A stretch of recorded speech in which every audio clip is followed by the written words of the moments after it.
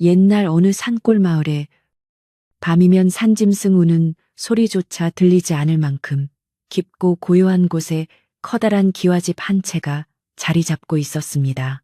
해는 이미 서산 너머로 꼬리를 감춘 지 오래였고 초겨울의 차가운 바람만이 빈 마당을 쓸고 지나가며 마른 낙엽들을 구석으로 몰아넣고 있었습니다.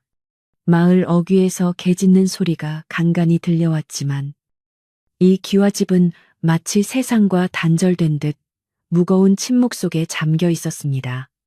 안채와 사랑채, 그리고 저 멀리 떨어진 별채까지 어둠이 내려앉았지만 유독 안채 부엌의 작은 문틈으로만 희미하고 불그스름한 불빛이 새어 나오고 있었습니다. 그 불빛은 마치 누군가의 타들어가는 속마음처럼 불안하게 흔들리며 칠흑 같은 어둠 속에서 홀로 깨어있는 누군가가 있음을 알리고 있었습니다. 부엌 안에는 복실이라는 이름의 여종이 아궁이 앞에 쭈그리고 앉아 약탕관을 지키고 있었습니다. 복실은 이 집에서 나고 자란 아이는 아니었으나 10여 년 전 흉년이 들었을 때 거리를 떠돌던 것을 안 채 마님께서 거두어 주신 덕분에 목숨을 부지하고 지금까지 살아올 수 있었습니다. 그녀의 나이는 이제 갓 20을 넘겼으나 험한 부엌일과 끊임없는 집안일로 인해 손마디는 굵어졌고 얼굴에는 그늘이 져 있었습니다. 아궁이 속 장작불은 타닥타닥 소리를 내며 타올랐고 그 붉은 기운이 복실의 얼굴을 비추었지만 그녀의 표정은 불빛보다 더 어둡고 무거웠습니다. 그녀는 부직갱이로 애꿎은 재만 뒤적이며 깊은 한숨을 내쉬었는데 그 한숨 소리가 약탕관 끓는 소리에 묻혀 사라졌습니다. 약탕관에서는 검고 진한 탕약이 보글보글 끓어오르고 있었는데 그 냄새가 어찌나 쓰고 독한지 부엌 전체를 가득 메우고도 남았습니다. 보통 약 다리는 냄새는 구수하면서도 아릿한 향이 돌아 사람의 마음을 차분하게 해주기 마련이지만 오늘따라 이 냄새는 복실의 코를 찌르고 가슴을 답답하게 만들었습니다. 이것은 아픈 사람을 살리기 위한 약이 아니었기 때문일지도 모릅니다.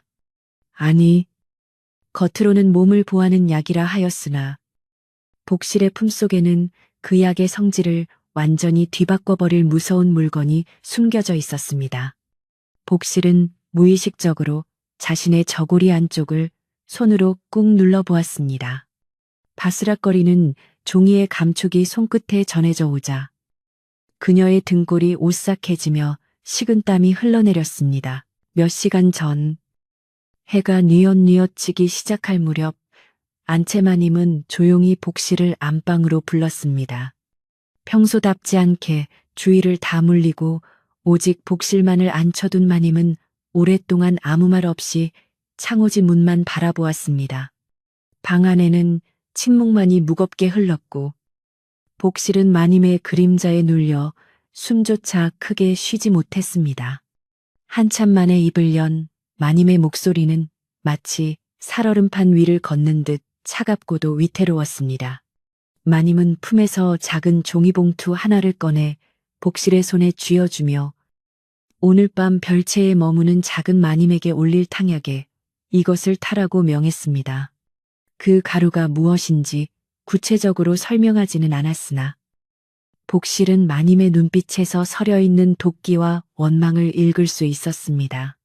그것은 사람을 당장 죽게 하지는 않더라도 서서히 시들게 하여 끝내 이 집에서 내몰게 할 것이 분명했습니다. 이 집안의 주인인 대감마님은 인품이 훌륭하고 학식이 높아 마을 사람들의 존경을 받았으나 안채 마님과의 사이에서 대를 이을 아들을 얻지 못해 늘 근심이 가득했습니다. 결국 집안 어른들의 성화에 못 이겨 1년 전 이웃 마을의 가난한 선비 집안 딸을 첩으로 들이게 되었으니 그녀가 바로 지금 별채에 머무는 작은 마님이었습니다. 작은 마님은 성정이 곱고 욕심이 없어 들어온 날부터 지금까지 안채 마님을 깍듯이 모셨고 하인들에게도 함부로 말을 놓지 않을 만큼 예의가 바른 분이었습니다.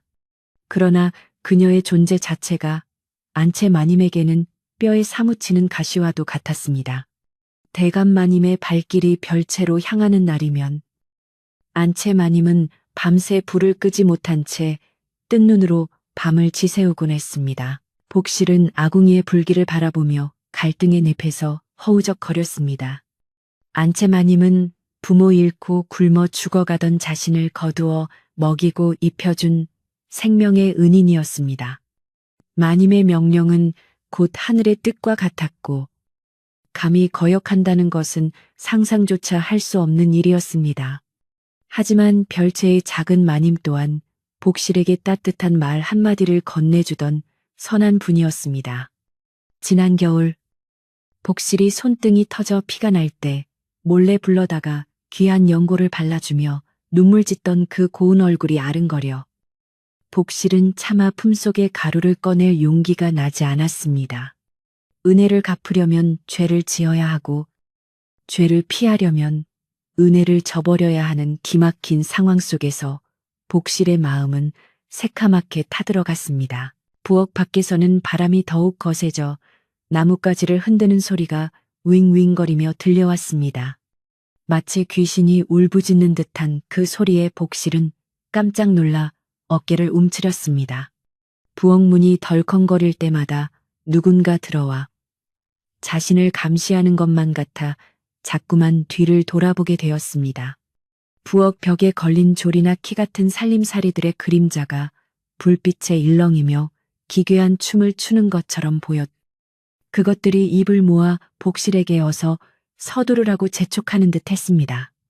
주인마님의 뜻을 거역할 셈이냐라고 묻는 것 같기도 하고 네가 감히 사람을 해하려 하느냐라고 꾸짖는 것 같기도 하여 복실은 귀를 막고 싶었습니다. 약탕관의 뚜껑이 들썩거리며 김이 뿜어져 나오기 시작했습니다.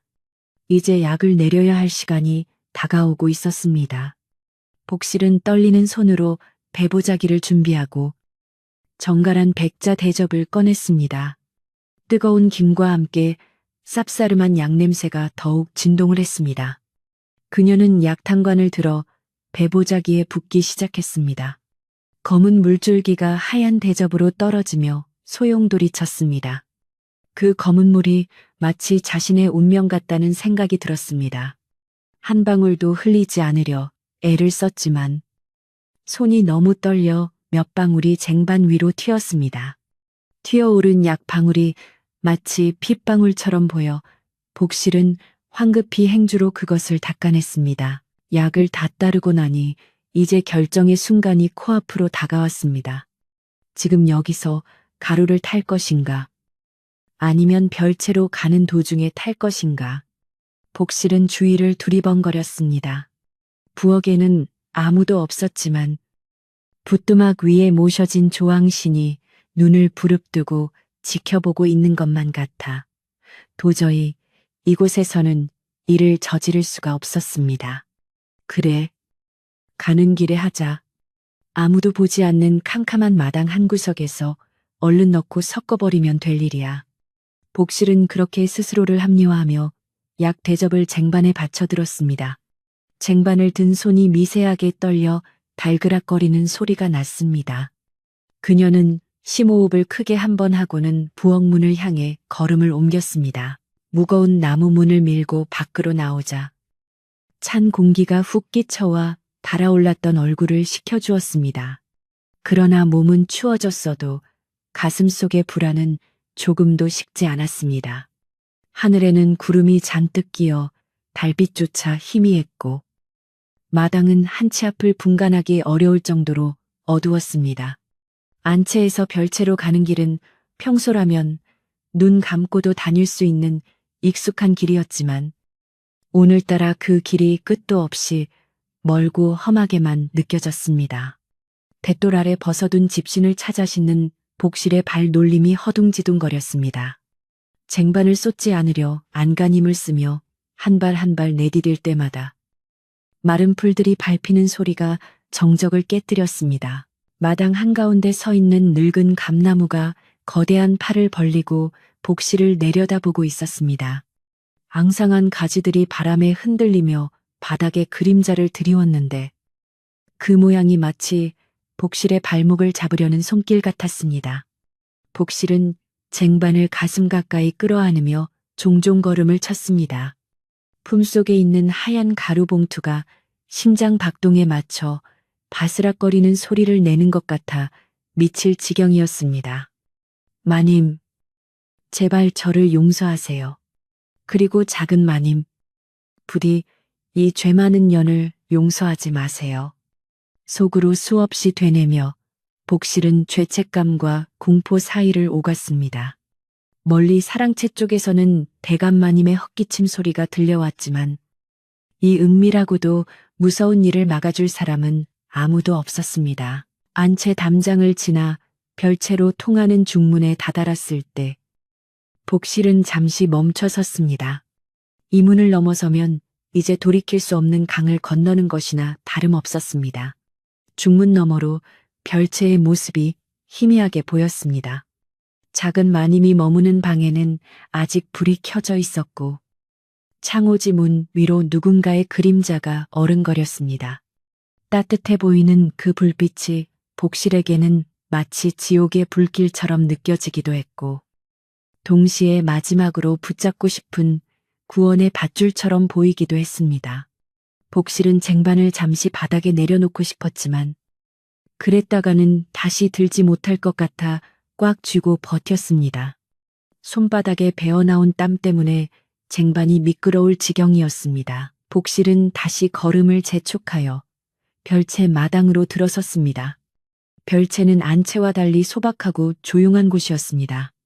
마당 한쪽에는 작은 장독대들이 옹기종기 모여 있었고 담장 밑에는 국화가 시들어가고 있었습니다.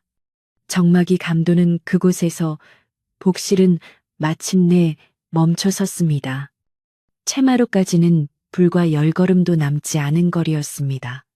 지금이 아니면 기회가 없었습니다. 복실은 주위를 다시 한번 살폈습니다. 개미 새끼 한 마리 지나가지 않는 완벽한 고요함 속이었습니다. 그녀는 떨리는 손으로 쟁반을 한 손으로 받쳐들고 다른 한 손으로 품속의 저고리 고름을 풀기 시작했습니다. 차가운 밤바람이 옷깃 사이로 스며들어 살결을 파고들었습니다. 복실의 손이 품속 깊숙이 들어가 그 문제의 종이봉투를 잡았습니다. 손끝에 닿는 종이의 감촉이 소름 끼치도록 선명했습니다. 눈 딱 감고 넣자. 그러면 마님도 기뻐하실 거고 나는 다시 예전처럼 부엌길이나 하며 살 수 있을 거야. 아무도 모를 거야. 그래, 아무도 모를 거야. 복실은 입술을 깨물며 봉투를 꺼냈습니다. 하얀 종이봉투가 어둠 속에서도 유난히 희게 빛났습니다. 이제 봉투를 열어 약사발에 털어넣고 숟가락으로 몇 번 휘저으면 모든 것이 끝나는 일이었습니다. 그녀가 막 봉투의 입구를 찢으려던 찰나였습니다. 갑자기 별채 방문 쪽에 드리워진 그림자가 움직이더니 두런두런하는 말소리가 바람을 타고 들려왔습니다. 평소 조용하기만 했던 별채에서 이 깊은 밤에 들려오는 대화 소리는 복실의 손을 멈칫하게 만들기에 충분했습니다. 그것은 작은 마님의 목소리였고 또 하나는 그녀를 친정에서부터 따라온 늙은 몸종, 귀덕내의 목소리인 듯 했습니다. 복실은 반사적으로 몸을 움츠려 갯마루 옆 기둥 뒤쪽 어둠 속에 몸을 숨겼습니다.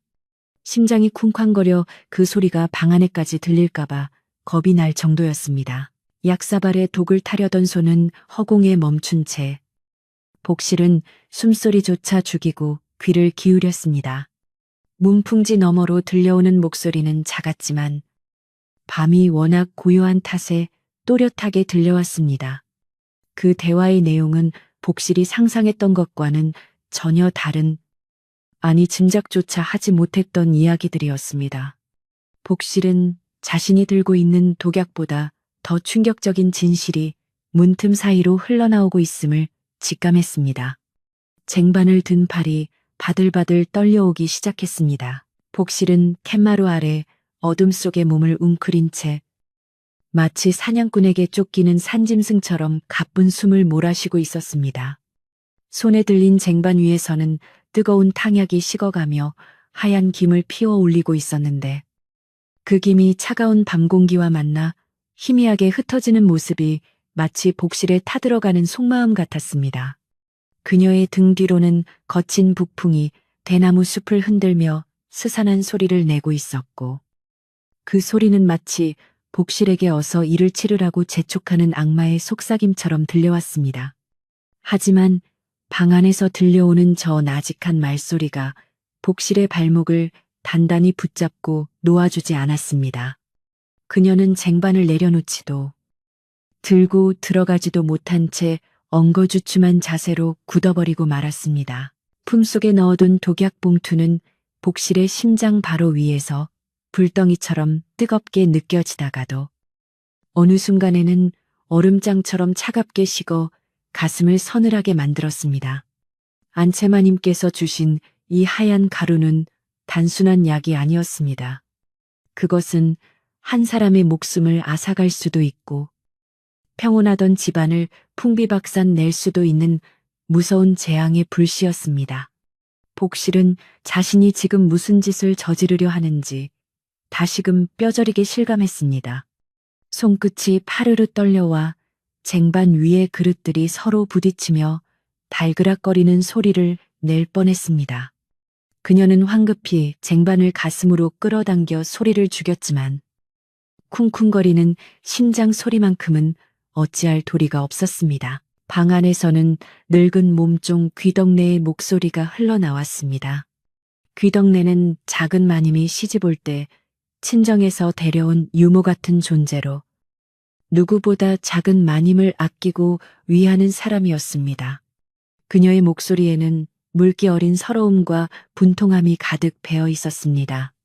아씨, 대체 언제까지 이렇게 참고만 사실 겁니까? 이 엄동설 안에 군불 한번 제대로 넣어주지 않아 방바닥이 이리도 차갑습니다. 안채에서는 장작이 남아돈다는데 어찌 별채에는 썩은 나무 토막 하나 제대로 보내주지 않는단 말입니까?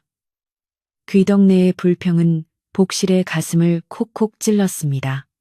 사실 안채마님은 별채로 가는 택감을 줄이라고 엄명을 내린 지 오래였습니다. 복실은 죄책감에 고개를 들 수가 없었습니다. 자신이 직접 아궁이에 불을 떼면서도 마님의 눈치가 보여 별채 아궁이에는 장작을 충분히 넣지 못했던 날들이 떠올랐기 때문입니다. 추운 겨울밤, 얇은 이불 하나에 의지에 떨고 있을 작은 마님을 생각하니 가슴 한구석이 아려왔습니다.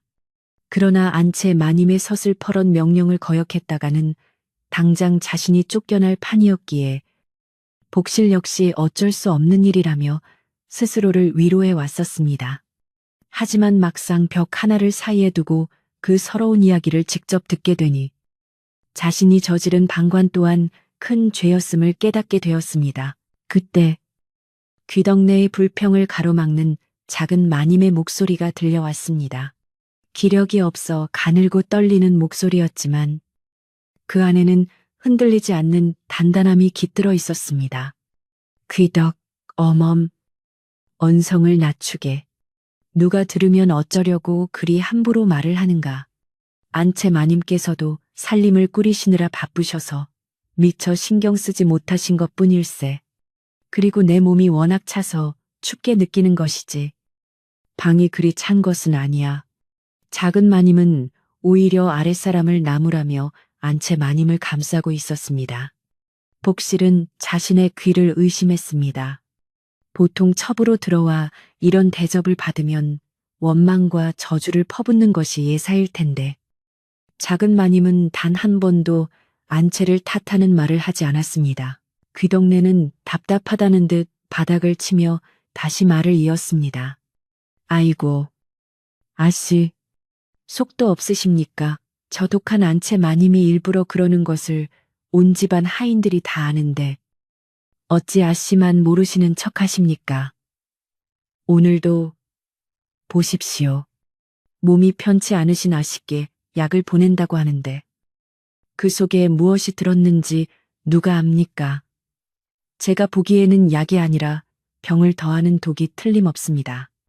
귀덕내의 말에 복실은 숨이 턱 막혔습니다. 마치 투시경으로 문 밖을 꿰뚫어 보고 있는 것 같았습니다. 복실은 저도 모르게 품속의 독약 봉투를 움켜쥐었습니다. 들킨 것만 같은 공포가 온몸을 휘감았습니다. 식은땀이 등줄기를 타고 흘러내렸습니다. 복실은 지금이라도 당장 쟁반을 들고 도망치고 싶었습니다. 아니면 탕약을 마당에 쏟아버리고 실수로 엎질렀다고 거짓말을 하고 싶었습니다. 하지만 안채 마님의 표독스러운 눈빛이 허공에 떠올라 복실을 노려보고 있었습니다. 만약 네가 실패한다면 너 또한 이 집에서 온전치 못할 것이다. 마님의 협박은 빈말이 아니었습니다. 복실은 갈대처럼 흔들리는 마음을 다잡으려 애썼습니다. 자신이 살기 위해서는 어쩔 수 없다고 눈 딱 감고 저 방문을 열고 들어가 약사발을 내밀어야 한다고 수없이 되뇌었습니다. 그러나 방 안에서 들려오는 작은 마님의 대답은 복실을 다시 주저앉게 만들었습니다. 어멈, 무슨 말을 그리 흉하게 하는가. 대감마님의 본부인이신 분일세.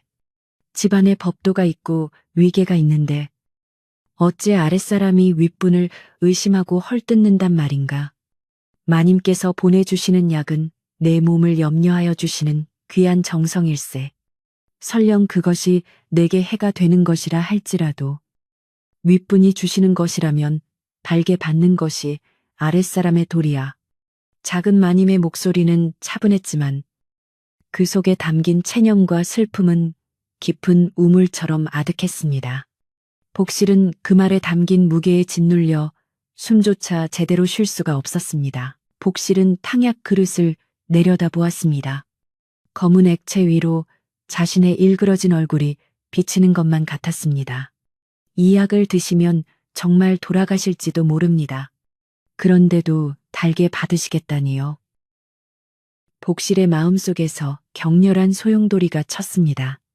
안채마님의 질투심이 만들어낸 이 비극의 심부름꾼이 되어야 한다는 사실이 너무나도 끔찍했습니다. 문틈으로 새어나오는 불빛이 마치 심판의 빛처럼 느껴졌습니다. 복실은 저고리 한 잔을 꽉 쥐고 가쁜 숨을 삼켰습니다. 약은 점점 식어가고 있었고 더 이상 지체할 시간이 없었습니다. 귀덕내에 흐느끼는 소리가 들려왔습니다. 아씨, 제발 고집 좀 그만 부리세요. 친정 어르신들이 아시면 피를 토하실 일입니다. 이럴 바에는 차라리 대감마님께 모든 사실을 고하고 안채마님의 횡포를 밝히셔야 합니다. 그래야 아씨가 사십니다. 귀덕내는 작은 마님을 붙잡고 애원하고 있는 듯 했습니다.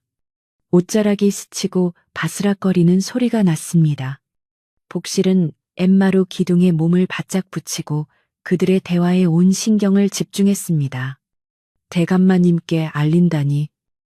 만약 그리 된다면 집안은 발칵 뒤집힐 것이고 그 불똥은 고스란히 약을 배달한 복실에게 튈 것이 뻔했습니다. 하지만 작은 마님은 단호하게 고개를 저으시는 듯 했습니다. 안 될 말일세. 대감마님께서는 나라실로도 밤잠을 설치시는 분이야. 집안일로 심려를 끼쳐드려서는 아니 되네. 그리고 안채마님께서 그러시는 것도 다 이유가 있어서가 아니겠나. 대를 이을 자손이 귀한 집안에 내가 들어와서 아직까지 아무런 소식이 없으니 마님 보시기에 내가 얼마나 밉고 답답하시겠는가. 모든 것은 내 덕이 부족한 탓이야. 작은 마님은 모든 원망을 자신의 탓으로 돌리고 있었습니다. 복실은 가슴이 먹먹해져 눈시울이 뜨거워졌습니다. 저리도 착한 분을 헤아려 하다니. 자신이 금수만도 못하게 느껴졌습니다. 밤바람이 윙윙거리며 처마 끝에 매달린 풍경을 흔들었습니다. 댕그랑거리는 풍경 소리가 정막을 깨뜨리며 복실의 정신을 번쩍 들게 했습니다. 시간이 너무 흘렀습니다. 안채마님은 지금쯤 복실이 돌아오기만을 기다리고 있을 것입니다. 만약 늦어지면 의심을 살 수도 있었습니다. 복실은 떨리는 손으로 품속의 봉투를 꺼내 쥐었습니다. 이제 선택을 해야 했습니다. 이 문을 열고 들어가 약을 올리느냐, 아니면 모든 것을 포기하고 도망치느냐. 봉투의 끝부분을 만지작거리는 손가락에 힘이 들어갔습니다.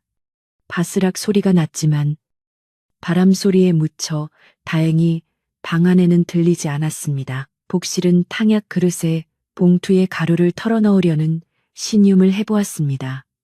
그러나 손이 말을 듣지 않았습니다. 마치 보이지 않는 힘이 복실의 손목을 잡고 있는 것 같았습니다. 바로 그때 방 안에서 귀덕내가 코를 팽 풀며 다시 입을 열었습니다. 아씨, 그런데 아까 낮에 보따리는 왜 싸두신 겁니까? 장롱 깊숙이 숨겨두신 것을 제가 보았습니다. 혹시 어디로 떠나실 작정이십니까? 이 밤중에, 이 추위에 어디로 가시려고요? 귀덕내의 질문은 복실의 귀를 쫑긋하게 만들었습니다. 보따리라니 떠난다니 이것은 안채 마님도 복실도 전혀 모르던 사실이었습니다. 작은 마님의 한숨 소리가 깊게 들려왔습니다. 어멈누는 속일 수가 없구나. 그래. 이제 때가 된 것 같아 준비를 좀 해두었다. 더 이상 이 집에 머무르는 것은 대감마님께도 안채 마님께도 그리고 내게도 도리가 아닌 듯 싶어서 말이다. 작은 마님의 목소리는 덤덤했지만 그 속에 담긴 결연한 의지가 느껴졌습니다. 복실은 약을 타려던 손을 완전히 멈추고 숨을 죽였습니다. 작은 마님이 스스로 떠나려 한다는 것은 상상도 못했던 일이었습니다. 만약 작은 마님이 제 발로 나가신다면 굳이 이 독약을 쓸 필요가 없는 것이 아닐까. 복실의 머릿속이 빠르게 회전하기 시작했습니다. 떠나시다니요. 어디 갈 곳이라도 있습니까? 친정으로 돌아가시면 그 수모를 어찌 감당하시려고요. 소방 맞아 쫓겨난 딸이라며 손가락질 받을 텐데 아씨, 성정에 그걸 어찌 견디시겠습니까? 귀덕내의 목소리가 높아졌습니다. 복실도 같은 생각이었습니다. 조선팔도 어디를 가나 첩살이하다. 쫓겨난 여인이 발붙일 곳은 없었습니다. 그것은 죽음보다 더한 치욕과 고통의 길을 걷겠다는 뜻이나 다름없었습니다. 작은 마님은 왜 그런 험한 길을 스스로 택하려 하는 것일까요? 복실은 문살에 난 작은 구멍으로 눈을 가져다 댔습니다. 방 안의 상황을 직접 확인하고 싶었습니다. 문구멍으로 보이는 방 안의 풍경은 소박하고 정갈했습니다. 윗목에 놓인 병풍 앞에는 작은 마님이 하얀 소복을 입고 앉아 있었고 그 앞에는 귀덕내가 눈물을 훔치며 앉아 있었습니다. 작은 마님의 얼굴은 창백했지만 눈빛만은 맑고 깊었습니다. 그녀는 귀덕내의 손을 꼭 잡으며 부드럽게 타일렀습니다.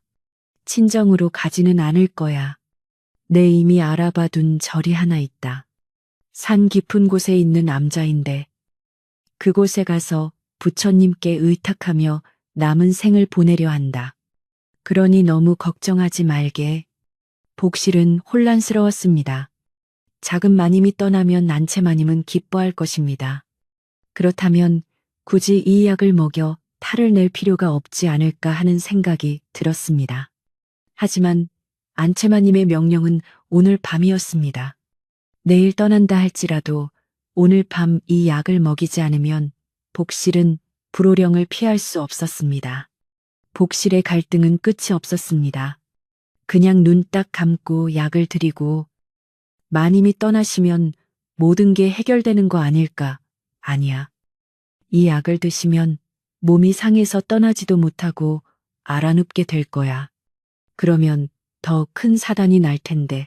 그때 작은 마님이 귀덕내에게 비밀스러운 이야기를 꺼내기 시작했습니다. 어멈, 사실 내가 떠나려는 진짜 이유는 따로 있네. 이것은 대감마님도 안채마님도 절대 아셔서는 안 되는 일이야. 오직 자네에게만 털어놓는 것이니 무덤까지 비밀로 가져가야 하네. 작은 마님의 목소리가 은밀하게 낮아졌습니다. 복실은 본능적으로 이것이 예사로운 이야기가 아님을 직감했습니다. 그녀는 문의 귀를 더욱 바짝 갖다 대었습니다. 밖의 바람 소리조차 방해될까봐 숨을 참았습니다. 작은 마님은 잠시 망설이는 듯 하더니 이내 결심한 듯 입을 열었습니다. 내가 이 집안에 들어올 때 내 몸에 대해 숨긴 것이 하나 있었네. 사실 나는 작은 마님의 말이 이어질수록 복실의 눈은 점점 커졌습니다. 그것은 안채 마님이 알았다면 기절초풍할 이야기였고 이 집안의 운명을 뒤흔들 수 있는 충격적인 고백이었습니다. 복실은 쥐고 있던 약 봉투를 떨어뜨릴 뻔했습니다. 그 이야기 속에 담긴 진실은 단순히 작은 마님 개인의 사정을 넘어 안채 마님을 향한 지극한 배려와 희생이 숨겨져 있었기 때문입니다. 복실은 다리에 힘이 풀려 주저앉고 말았습니다. 차라리 귀를 막고 싶었지만 들려오는 이야기는 너무나도 선명하게 그녀의 가슴을 파고들었습니다. 자신이 하마터면 무슨 짓을 저지를 뻔했는지 그 끔찍한 진실이 눈앞에 펼쳐지는 순간이었습니다. 이제 복실은 단순히 심부름꾼으로서 갈등하는 단계를 넘어섰습니다. 그녀가 알게 된 이 비밀은 그녀에게 새로운 선택을 강요하고 있었습니다. 문 밖의 어둠보다 더 깊고 무거운 침묵이 복실을 감싸 안았습니다. 복실은 터질 듯한 심장을 부여잡고 팻마루 아래 웅크린 채 마치 얼어붙은 석상처럼 미동도 할 수 없었습니다. 문틈으로 새어나오는 작은 마님의 목소리는 겨울밤의 찬 공기를 가르고 복실의 귓가에 내려앉았는데 그 내용은 가히 하늘이 무너지고 땅이 갈라질 만큼 충격적인 것이었습니다. 어멈, 사실 내 몸은 성녀와 다름이 없네. 어릴 적 한겨울 냇가에 빠져 사경을 헤맨 뒤로 의원에게서 아이를 가질 수 없는 몸이라는 진단을 받았던 것을 기억하지 않는가. 작은 마님의 담담한 고백은 복실의 머릿속을 하얗게 뒤덮어버렸습니다. 대를 잇기 위해 들어온 첩실이 아이를 가질 수 없는 몸이라니. 이것은 이 기와집의 근간을 뒤흔드는 엄청난 비밀이었습니다. 방 안에서는 귀덕내에 숨 넘어가는 듯한 탄식 소리가 들려왔습니다. 아이고, 아씨, 그걸 알면서도 시집을 오셨단 말입니까? 아니, 친정 어르신들은 대체 무슨 생각으로 아씨를 이 호랑이 굴로 밀어 넣으셨단 말입니까? 대감마님이 아시면, 아니 안채 마님이 아시면 당장 소박을 맞아도 할 말이 없는 일입니다. 귀덕내는 가슴을 치며 통곡했습니다. 복실 역시 너무나 놀라 입을 다물지 못했습니다. 아이를 낳지 못한다는 사실을 숨기고 들어왔다면 그것은 집안을 속인 큰 죄였습니다. 안채 마님이 이 사실을 알게 된다면 굳이 독약을 쓰지 않아도 작은 마님을 내쫓을 명분은 차고도 넘쳤습니다. 그러나 이어지는 작은 마님의 말은 복실의 생각을 완전히 뒤집어 놓았습니다. 친정 부모님을 원망하지 말게. 가난에 찌들어 굶어 죽게 생긴 동생들을 살리기 위해 내가 자청해서 온 길일세. 대감마님 댁에서 보내준 곡식이면 우리 식구들이 몇 년은 배를 찢지 않을 수 있었으니 내 한 몸 희생하여 가족을 살릴 수 있다면 그것으로 족하다고 생각했네. 작은 마님의 목소리에는 원망이나 후회는커녕 깊은 효심과 체념만이 묻어났습니다. 복실은 가슴 한구석이 찌릿하게 아려오는 것을 느꼈습니다. 자신 또한 굶주림의 고통을 알기에 가족을 위해 팔려오듯 시집온 작은 마님의 처지가 남의 일 같지 않았습니다. 하지만 아씨, 그렇다면 더욱더 대감마님께 매달려야지요. 아이는 못 낳더라도 대감마님의 총애라도 받아야 이 집에서 살아남을 것 아닙니까? 어찌하여 스스로 떠날 생각을 하십니까? 귀덕내가 울먹이며 물었습니다. 이에 작은 마님은 씁쓸한 웃음을 지으며 대답했습니다. 내 욕심으로 대감마님의 대를 끊을 수는 없는 일이야. 1년이면 족하네. 내 몸이 온전치 않음을 핑계로 조용히 물러나면 대감마님께서도 새 사람을 들여 튼튼한 후사를 보실 수 있겠지. 나는 그저 몸이 약해 아이가 들어서지 않는다 하고 병을 핑계로 산사로 떠나면 아무도 다치지 않고 끝날 일일세. 복실은 전율했습니다.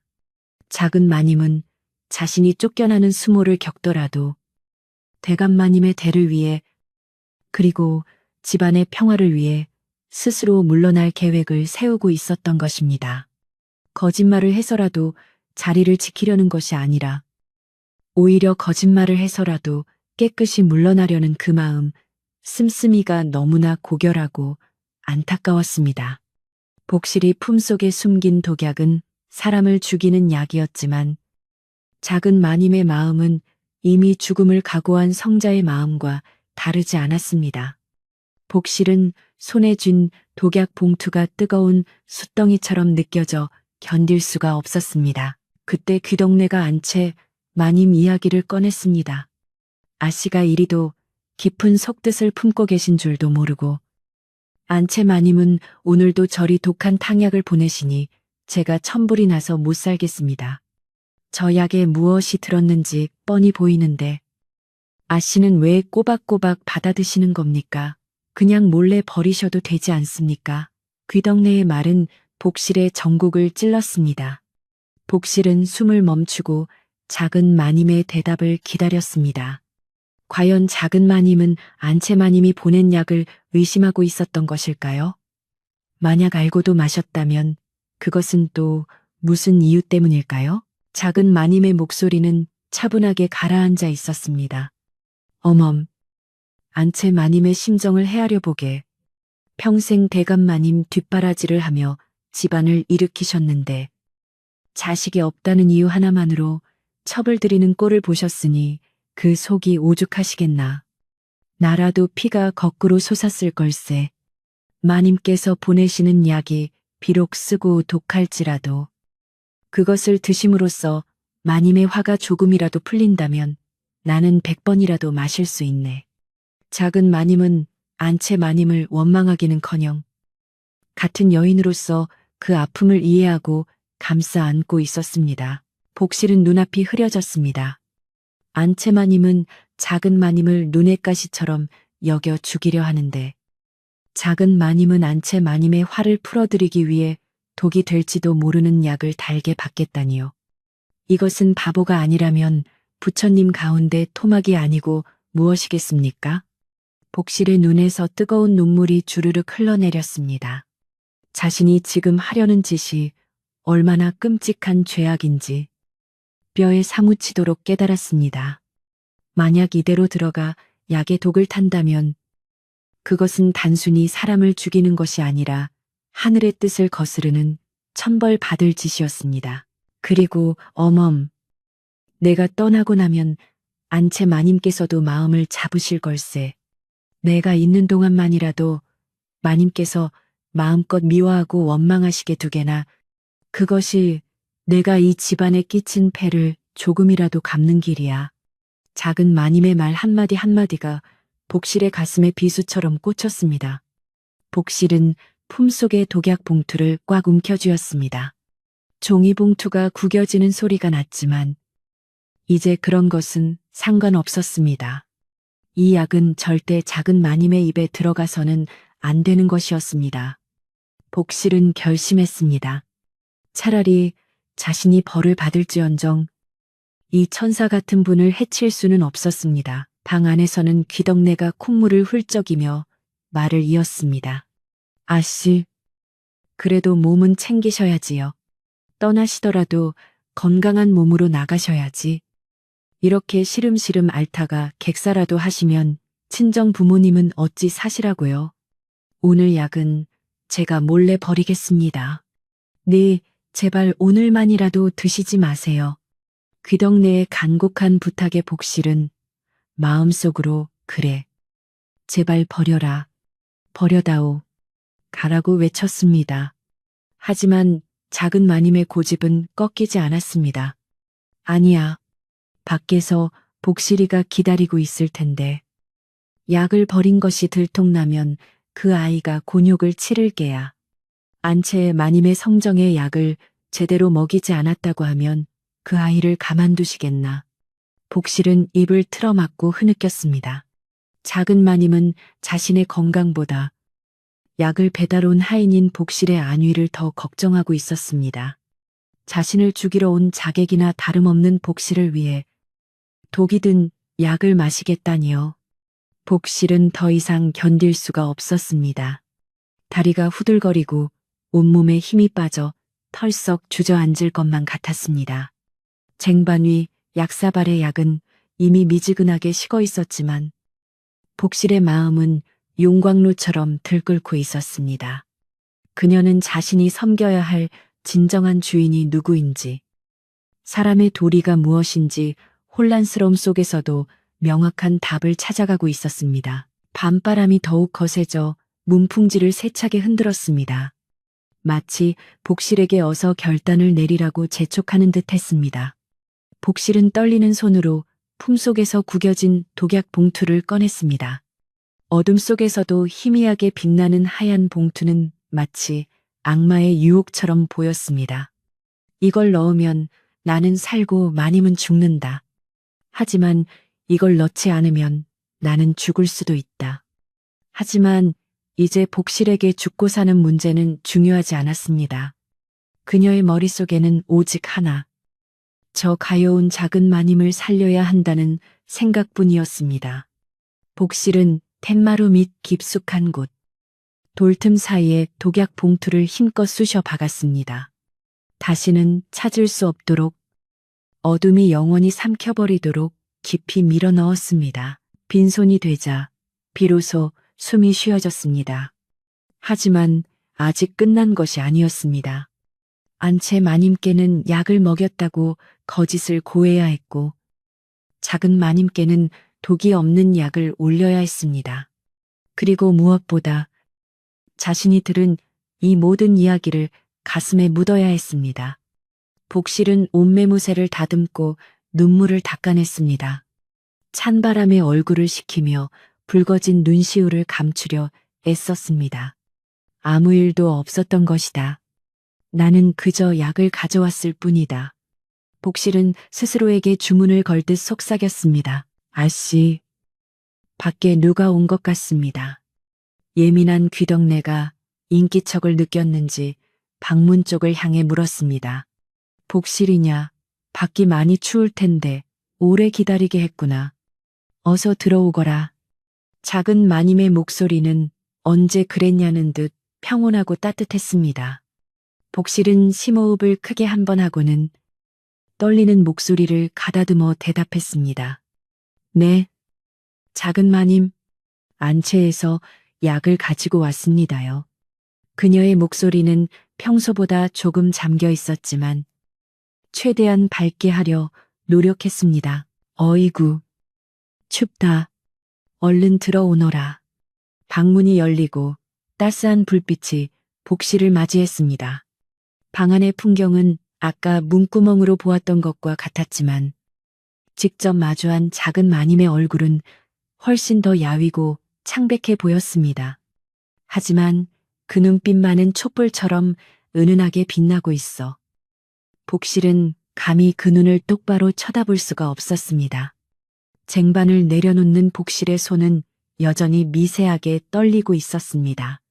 귀덕내가 쏘아보는 듯한 눈빛으로 복실을 노려보았지만 복실은 애써 시선을 피하며 고개를 숙였습니다. 밤이 깊었는데 수고가 많구나. 안채 마님께서는 평안하시냐? 작은 마님은 약사발을 받아들기 전에 먼저 안채 마님의 안부를 물었습니다. 그 진심 어린 물음에 복실은 목이 메어 말이 잘 나오지 않았습니다. 네. 마님께서는 강령하십니다.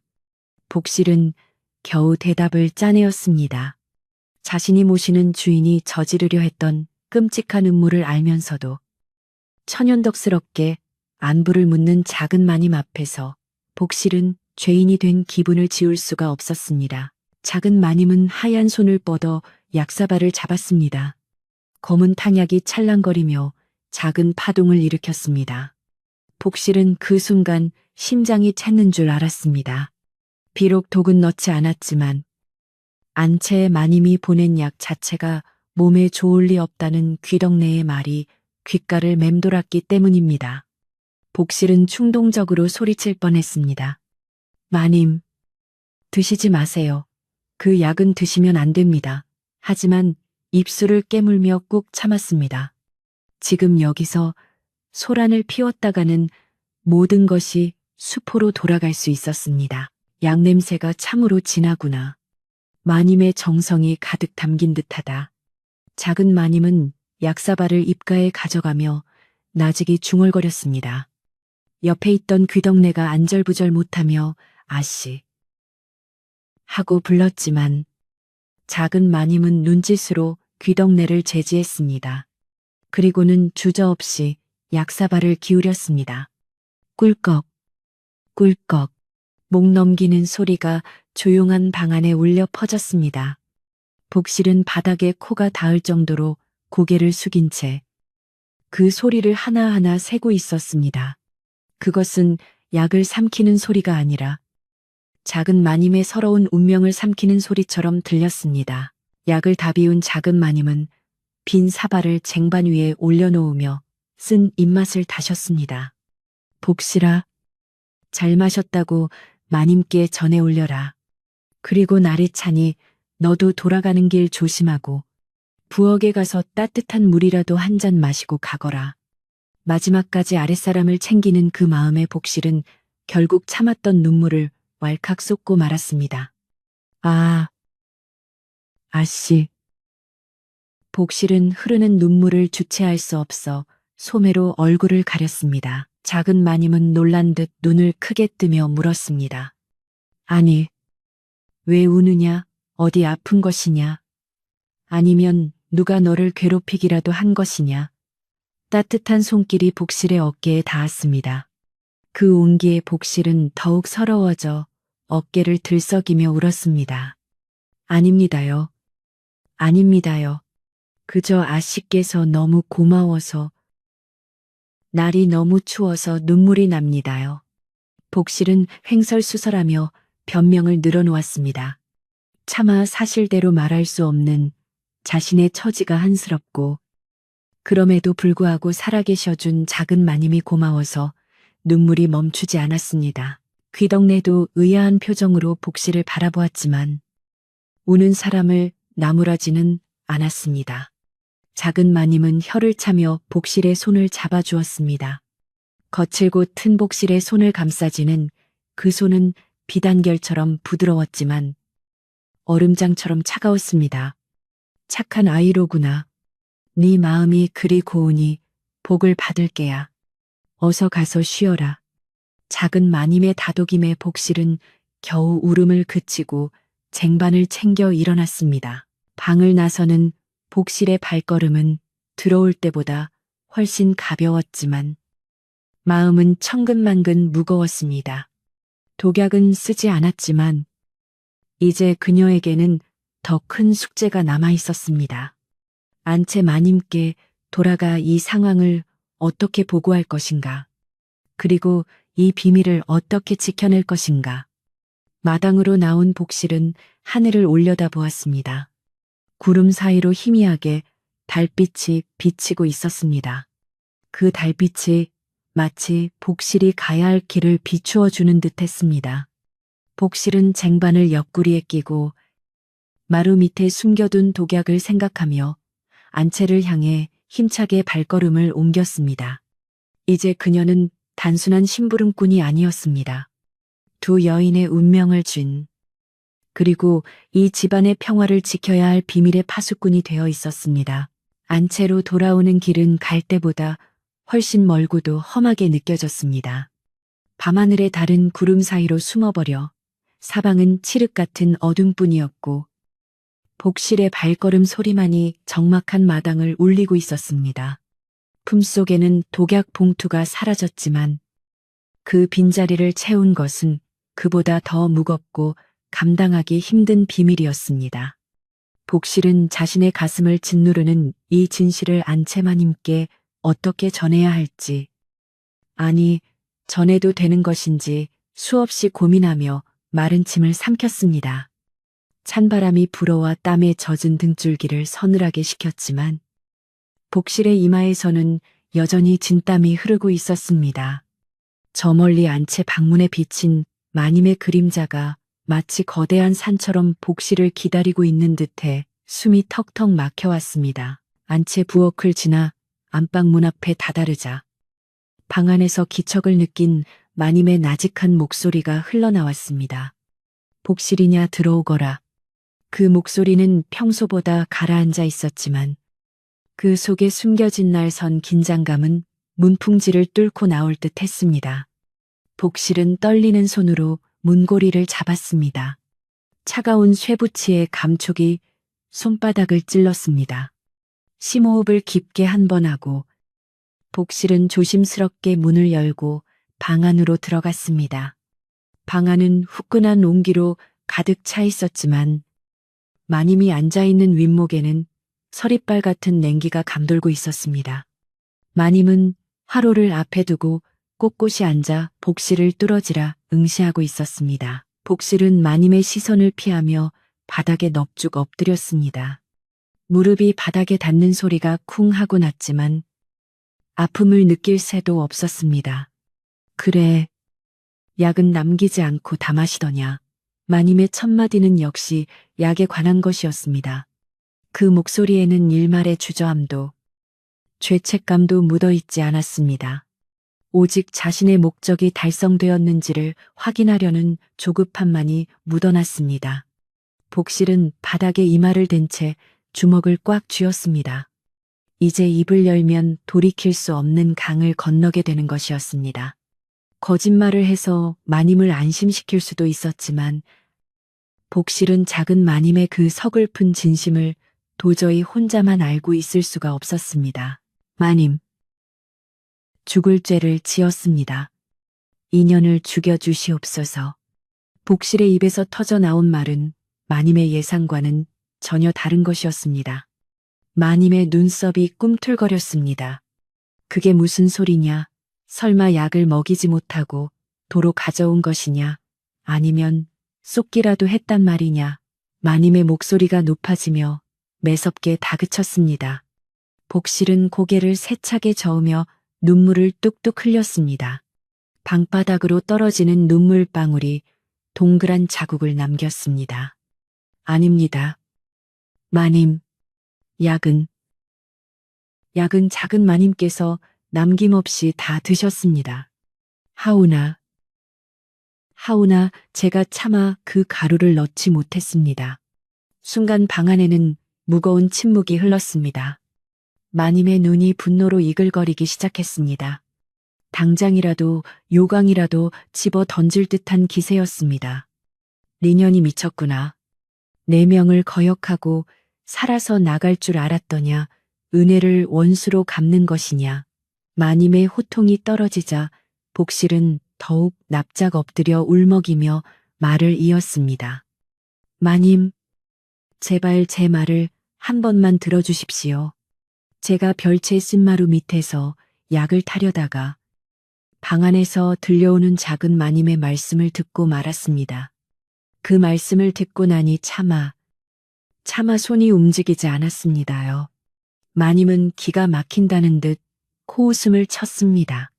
그 여우 같은 것이 무슨 말을 했길래 네가 홀린 것이냐, 나를 저주라도 하더냐, 아니면 대감마님께 고자질이라도 하겠다고 하더냐. 마님의 비아냥거림에 복실은 고개를 들고 눈물 범벅이 된 얼굴로 마님을 바라보았습니다. 그리고 자신이 들은 모든 이야기를 토씨 하나 빼놓지 않고 쏟아내기 시작했습니다. 작은 마님이 사실은 아이를 낳을 수 없는 몸이라는 것, 가난한 친정을 살리기 위해 희생하여 들어왔다는 것, 그리고 스스로 물러날 채비를 하고 있다는 것까지. 복실의 입에서 믿기 힘든 이야기들이 줄줄이 흘러나왔습니다. 처음에는 믿지 못하겠다는 듯 냉소적인 표정으로 듣고 있던 마님의 얼굴이 점점 일그러지기 시작했습니다. 특히 작은 마님이 아이를 못 낳는 몸임을 알고도 들어왔다는 대목에서는 마님의 눈동자가 흔들렸습니다. 그러나 복실의 이야기는 거기서 끝이 아니었습니다. 작은 마님께서는 안채 마님의 건강을 빌고 계셨습니다요. 마님께서 보내신 약에 독이 든 것을 알면서도 그 약을 마심으로써 마님의 화가 풀린다면 달게 받겠다고 하셨습니다. 마님이 미워하시는 것 또한 당신의 덕이 부족한 탓이라며 떠나는 날까지 마님의 마음을 편하게 해드려야 한다고 했습니다요. 복실의 목소리는 울음 섞인 절규에 가까웠습니다. 마님, 그런 분에게 어찌 독을 먹입니까? 제 손목을 자르면 잘났지. 저는 도저히 못합니다. 차라리 저를 죽여주십시오. 복실은 다시 바닥에 머리를 마시며 통곡했습니다. 복실의 통곡 소리가 방 안에 메아리 쳤지만 마님은 아무런 말도 하지 못했습니다. 마님의 손에 들려있던 담뱃대가 힘없이 바닥으로 툭 떨어졌습니다. 쨉쨉더리에 부딪힌 담뱃대 소리가 날카롭게 정적을 깨뜨렸지만 마님은 그것을 주울 생각조차 하지 못한 채 멍하니 허공을 응시하고 있었습니다. 마님의 가슴 속에서 거대한 파도가 일렁였습니다. 그동안 첩이라는 이유만으로, 대를 이을 경쟁자라는 이유만으로 덮어놓고 미워했던 사람이었습니다. 교태를 부려 대감의 눈과 귀를 멀게 하고 언젠가는 안방을 차지할 유물이라고만 생각했습니다. 그런데 그 모든 것이 자신의 오해였고 심지어 그 여인은 자신을 위해 목숨까지 내놓으려 하고 있었다는 사실에 마님은 망치로 머리를 얻어맞은 듯한 충격을 받았습니다. 아이를 낳지 못하는 여인의 서름을 누구보다 잘 아는 마님이었기에 작은 마님이 겪었을 고통과 죄책감이 가슴을 후벼 팠습니다. 내가 무슨 짓을 하려 했던가. 마님의 입술이 파르르 떨렸습니다. 질투와 도끼에 눈이 멀어 죄 없는 사람을, 그것도 자신을 위해 기도하는 사람을 죽이려 했다는 사실이 끔찍하게 다가왔습니다. 만약 복실이가 자신의 명대로 독을 탔더라면 내일 아침 별채에서는 싸늘한 주검이 실려 나갔을 것이고 자신은 평생 씻을 수 없는 살인자가 되어 지옥 같은 삶을 살았을 것입니다. 마님은 자신의 손을 내려다보았습니다. 하얗고 고운 손이었지만 그 손에는 보이지 않는 피가 묻어있는 것만 같아 소름이 끼쳤습니다. 마님의 눈에서 주르륵 눈물이 흘러내렸습니다. 그것은 분노의 눈물도 억울함의 눈물도 아니었습니다. 참회와 부끄러움, 그리고 뒤늦게 찾아온 연민의 눈물이었습니다. 마님은 떨리는 목소리로 복실을 불렀습니다. 복실아, 네가 나를 살렸구나. 네가 아니었다면 나는 짐승만도 못한 년이 될 뻔했다. 마님은 비틀거리며 자리에서 일어나 복실에게 다가갔습니다. 그리고 엎드려 있는 복실의 어깨를 잡아 일으켰습니다. 평소의 엄한 모습은 온데간데 없고 죄책감에 무너져 내린 늙은 여인의 모습만이 남아 있었습니다. 마님. 복실도 마님의 눈물에 놀라 울음을 그치고 마님을 올려다보았습니다. 마님은 소매로 눈물을 훔치며 단호하게 말했습니다. 당장 가서 아궁이에 장작을 더 넣어라. 별채 구들장이 펄펄 끓도록 불을 지펴라. 그리고 곳간 문을 열어 솜이불 제일 두꺼운 것을 꺼내 가거라. 꿀단지도 꺼내고 곶감도 꺼내 가거라. 내일 아침 해가 뜨는 대로 의원을 부를 것이다. 마님의 목소리에는 다시 힘이 실려 있었지만 그것은 예전의 독살스러운 힘이 아니라 사람을 살리려는 따뜻한 기운이었습니다. 복실은 마님의 변화에 감격하여 다시 한번 큰 절을 올렸습니다. 예. 마님 당장 그리하겠습니다. 복실은 튕겨나가듯 방문을 열고 부엌으로 달려갔습니다. 부엌 아궁이 앞에 앉은 복실은 마른 장작을 한가득 집어넣었습니다. 활활 타오르는 불꽃이 복실의 얼굴을 환하게 비추었습니다. 타닥타닥 타오르는 장작 소리가 마치 축포를 터뜨리는 소리처럼 경쾌하게 들렸습니다. 복실은 불길을 보며 생각했습니다. 이제 이 집안의 어둠은 걷히고 따뜻한 봄날이 올 것이라고. 아궁이의 온기는 구들장을 타고 별채까지 전해져 얼어붙었던 작은 마님의 몸과 마음을 녹여줄 것입니다. 다음 날 아침, 마을의 닭 울음소리가 울려 퍼지기도 전에 안채 마님은 몸소 별채를 찾았습니다. 밤새 따뜻하게 데워진 방 안에서 아직 잠들어 있는 작은 마님의 모습을 문 밖에서 가만히 지켜보았습니다. 야윈 얼굴로 새근새근 잠든 모습이 마치 철없는 여동생 같기도 하고 가여운 딸자식 같기도 하여 마님의 코끝이 찡해졌습니다. 인기척에 눈을 뜬 작은 마님이 황급히 일어나 문을 열고 나오려 하자 마님은 손사래를 치며 말렸습니다. 아니네, 나오지 말게. 밖이 차니 그냥 안에 있게나. 작은 마님은 영문을 몰라 어리둥절한 표정으로 문지방 앞에 섰습니다. 마님은 쑥스러운 듯 헛기침을 몇 번 하고는 귀덕내가 들고 온 소반을 가리켰습니다. 밤새 몸은 괜찮은가 해서 와봤네. 입맛이 없을까봐 전복죽을 좀 쑤어오라 했네. 식기 전에 들게. 그것은 안채 마님이 첩실에게 베풀 수 있는 최고의 호의이자 화해의 손길이었습니다. 작은 마님은 그 뜻을 알아차리고 눈시울을 붉히며 고개를 숙였습니다. 마님, 황송하옵니다. 소인이 무엇이라고 이리 마음을 써주시는지요. 아닐세. 그동안 내가 자네를 너무 외롭게 두었네. 같은 지붕 아래 살면서 서로 마음을 닫고 살았으니 내 불찰이 크네. 이제 떠날 생각 따위는 하지 말게. 자네 몸이 성할 때까지, 아니 이 집 귀신이 될 때까지 내가 자네를 돌볼 것이네. 마님의 투박하지만 진심 어린 고백에 작은 마님은 참았던 눈물을 터뜨렸습니다. 두 여인은 마주보고 한참을 울었습니다. 그 울음은 그동안 쌓였던 오해와 원망을 씻어내는 정화수와도 같았습니다. 멀리서 이 모습을 지켜보던 복실과 귀덕내도 서로 마주보며 눈물을 훔쳤습니다. 그날 이후로 기와집의 풍경은 완전히 달라졌습니다. 안채 마님은 더 이상 별채를 감시하지 않았고 작은 마님 또한 눈치를 보며 숨죽여 지내지 않았습니다. 두 사람은 친자매처럼 의지하며 집안 살림을 나누어 맡았습니다. 안채 마님은 작은 마님의 건강을 위해 좋은 약재를 구해다 다려주었고 작은 마님은 안채 마님의 말동무가 되어 적적함을 달래주었습니다. 대감 마님은 처음에는 어리둥절해했지만 집안의 감도는 화목한 기운에 껄껄 웃으며 기뻐했습니다.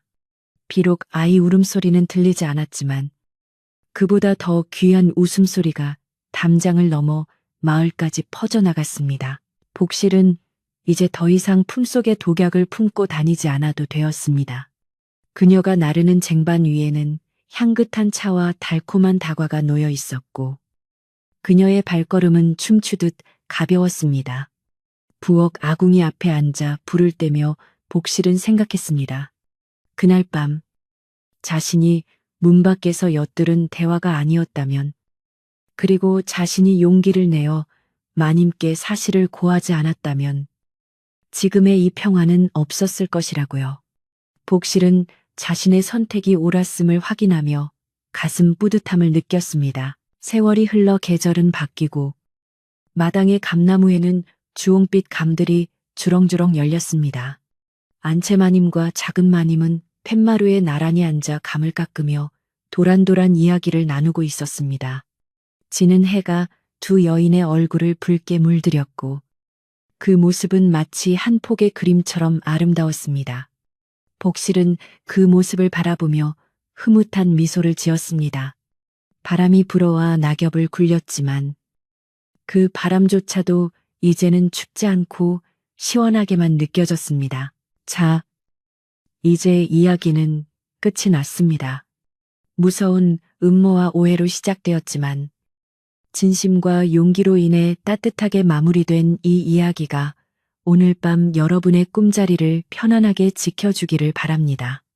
사람의 마음속에 독을 품으면 세상이 지옥이 되지만 그 독을 버리고 이해를 품으면 그곳이 바로 극락이라는 옛 어른들의 말씀을 다시금 새겨봅니다. 밤이 깊었습니다. 부디 편안하고 따뜻한 잠 주무시기를 바랍니다. 안녕히 주무십시오.